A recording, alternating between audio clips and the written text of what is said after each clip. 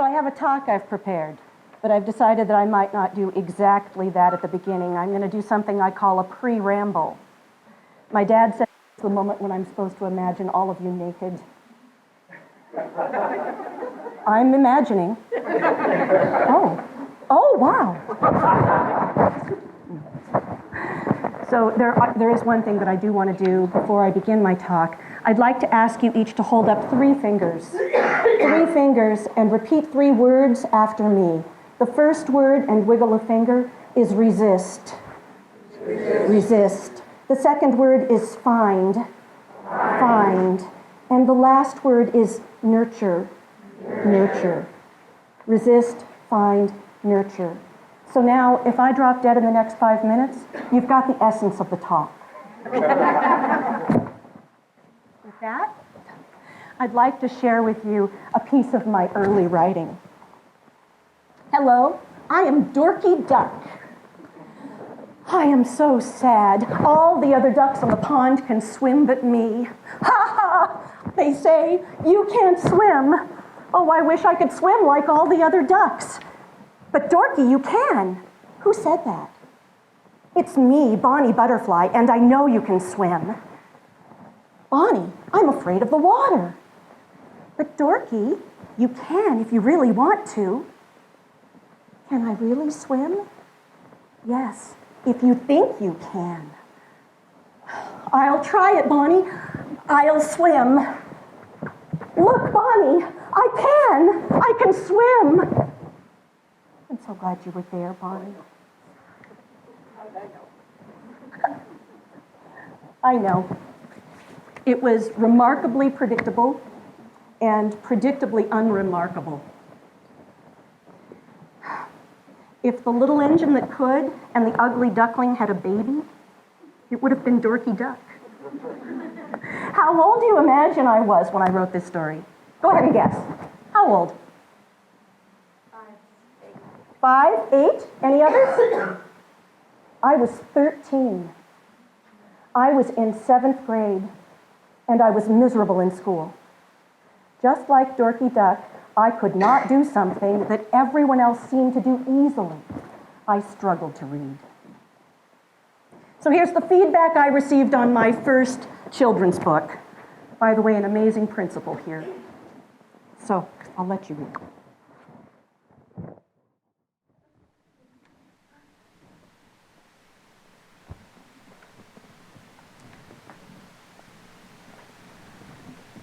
I want you to know that subtle perceptiveness is a tremendous overstatement. But what Mr. Price actually did for me with this feedback, besides being amazingly kind, is he gave me some really specific things that I could look to in my own work. And as a consequence of those specifics, he encouraged my growth. The other thing he did was far greater than that. When he suggested that my little book could take its place on any library shelf, he transformed my perception of myself. I secretly adopted a new label, identity. I was an author. I wore my new label like a favorite coat, or maybe armor, to protect me from the winds of middle school, which any of you in it know it's not very fun. I didn't struggle with illiteracy alone. There are 32 million of us. 14% of American adults will read below the basic level. 1 in 5 below 5th grade. Over 15% of American children will struggle to learn to read. I was one of them, and I didn't know it. I actually believed that my ignorance truly was bliss, and I looked at my reading ability as simply unique, the unique ability to read and write. Unique ability, not disability. So what was unique about this? Well, 2 things, really. First, I was a very slow reader. I still am today. Bottom 10% for reading speed. If I try to read any more quickly, my decoding becomes so erratic that I cannot comprehend the text at all.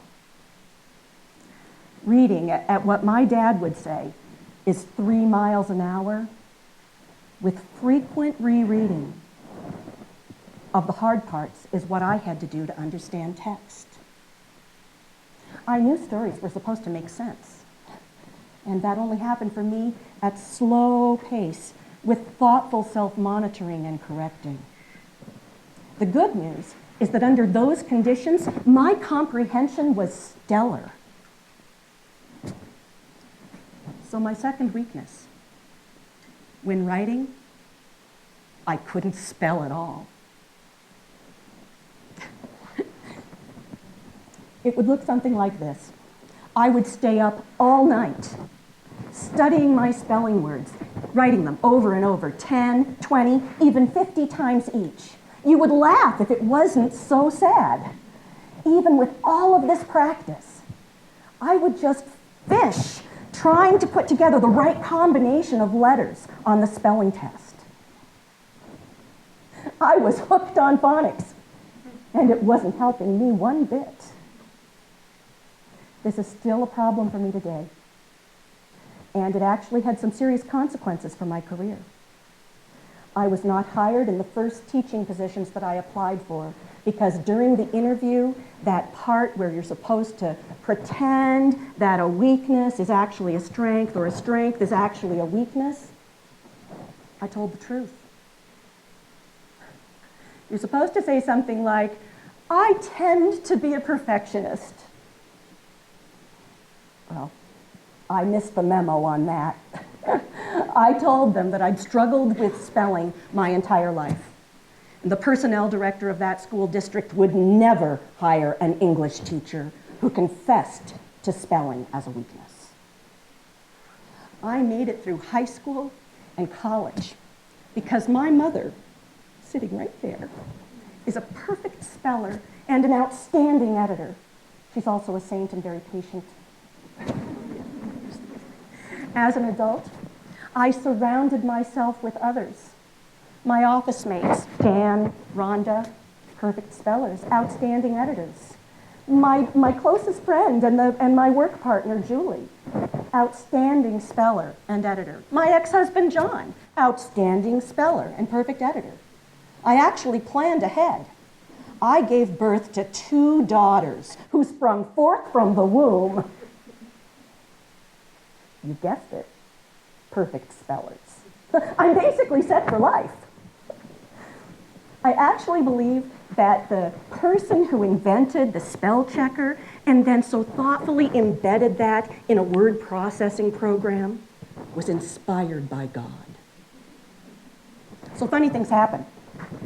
In my late 20s, I was at a party with friends. We were playing Pictionary. It was my turn. I drew a card. I read the card as quickly as I could, and then I drew this picture. Clue, animal. Come on. Shark? No, smaller. Piranha. You got it. Piranha. So when my team guessed it, I flipped the card over proudly on the table. The word was actually Pharaoh, as in walk like an Egyptian. I kid you not. So if I was in elementary school today, I would have had a very different label than author. First, I would have been sorted. I would have been sorted into a Tier 3 intensive reading intervention group. That would have happened sometime between kindergarten and first grade, within those 2 years. After that sorting, I might have graduated to the label of learning disabled or possibly dyslexic. There would have been lots of programs, and each one of those programs would have intended to bring my reading speed and accuracy up to the norms that are correlated, mind you, not causation, correlated with reading achievement on a standardized achievement test. The programs would have involved lots and lots of drill and practice, and possibly over more than 1 year. and they would have also involved tons of worksheets. I would have ultimately been compelled, in order to escape this situation, I would have been compelled to sacrifice my understanding for speed in order to pass a syllable test. I also would have lost the two greatest assets that I had, the things that I basically gained from my parents. A belief that I could, and my intrinsic motivation to do so.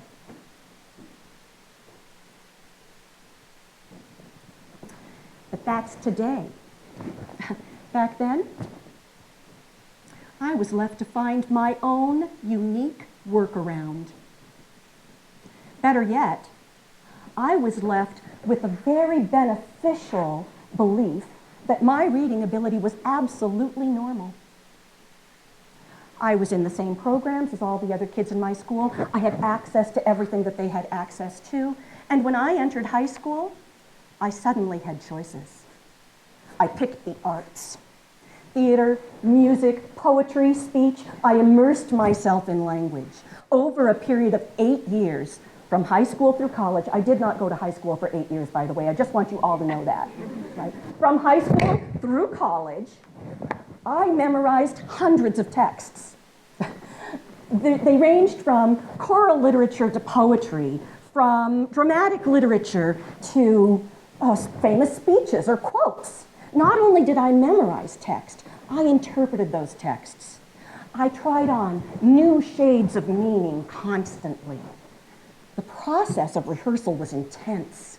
It involved hundreds of repetitions, and I loved it. So what did this do for me? Well, it built a huge reservoir of sight words. It increased my vocabulary exponentially with every new author that I studied. And in addition to that, it actually deepened my inferential reading skills. Unlike a remedial program that focuses on the pieces that are broken, my unique workaround strengthened my strengths to the point where my weaknesses were inconsequential. Would you like to see a sample of the stuff that I still have floating around in my head? No, because you're the audience, you pretty much have to. So, here goes. Tiger, tiger, burning bright in the forest of the night, what immortal hand or eye could frame thy fearful symmetry? Oh, then I see Queen Mab hath been with thee. She is the fairies' midwife, and comes in shape no bigger than an agate stone on the forefinger of an alderman. Good night, moon. Good night, cow jumping over the moon. Good night, light and the red balloon. Good night, bears. Good night, chairs. Good night, kittens. Good night, mittens. The president may, from time to time, at his discretion, cause the whole or such portion of such reservation as he may think proper to be surveyed into lots and assigned to such individuals or families of the confederated tribes as may avail themselves of the privilege. You might come here Sunday on a whim. Say your life broke down. The last good kiss you had was years ago. Now is the winter of our discontent, made glorious summer by this son of York. Give me your tired, your poor, your huddled masses yearning to breathe free, the wretched refuse of your teeming shore. Send these, the homeless tempest tossed to me. I lift my lamp beside the golden door. You do not have to be good. You do not have to walk on your knees for 100 miles through the desert repenting. You only have to let the soft animal of your body love what it loves. Look at me, look at me, look at me now. It is fun to have fun, but you have to know how. So just as Dorky Duck can swim, I can read, I can write, I can. Would you please hold up 3 fingers? I would like to leave you with 3 things.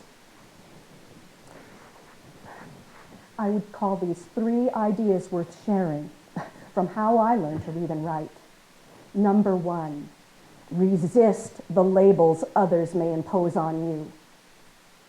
Number 2, find your unique workaround and work it.